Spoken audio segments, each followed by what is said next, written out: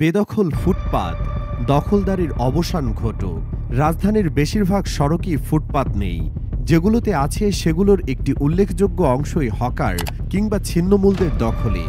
নির্মাণ সামগ্রী রেখে ফুটপাত অবরুদ্ধ করার ঘটনাও অহরহ ঘটছে রাজধানীর ২ সিটি কর্পোরেশনে, যা কোনো সভ্য সমাজে কল্পনা করাও কঠিন। রাজধানীর সড়কগুলোতে ২,২৪৩ কিলোমিটার সড়কের বিপরীতে রয়েছে মাত্র ৬৮১ কিলোমিটার ফুটপাত। ফলে নিরাপদে হাঁটার অধিকার থেকে বঞ্চিত হচ্ছে নাগরিকরা। ২ সিটির মোট ৬৮১ কিলোমিটার ফুটপাতের মধ্যে ঢাকা উত্তরে ৪৫০ ও দক্ষিণে রয়েছে ২৩১ কিলোমিটার। সোজা কথায় ৭০% বেশি সড়কে কোনো ফুটপাত নেই। ঢাকা উত্তর ও দক্ষিণে গত ৪ বছরে ১.৫ শতাধিক কিলোমিটার ফুটপাত নির্মাণ করা হয়েছে।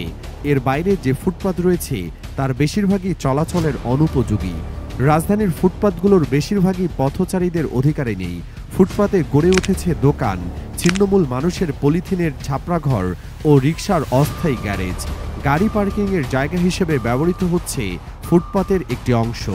রাজধানীর Sadarghat, Fulbaria, Bangabandhu avenue, Motijheel, Dainik Bangla, Paltan, GPO, Baitul Mukarram, new market, elephant road, Farmgate, Moghbazar, Malibagh, Mouchak, Kakrail, Badda, বিমানবন্দর, উত্তরা, মিরপুর, গাবতলী ও মোহাম্মদপুর যেন এক সাধারণ চিত্র।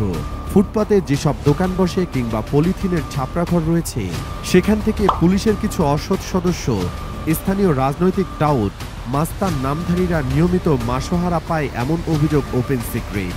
নগরবিদদের মতে কোনো নগরীতে সড়কের তুলনায় ফুটপাত থাকবে 1/4। এটি সভ্য নগরের বৈশিষ্ট্য নয়। ফুটপাতে স্বাচ্ছন্দ্যে চলাচলের সুযোগ না থাকাও অকল্পনীয় বিষয়। রাজধানী ঢাকার 2,40,00,000 মানুষ প্রতি মুহূর্তে সে বিড়ম্বনার শিকার হচ্ছে, যার অবসান হওয়া উচিত।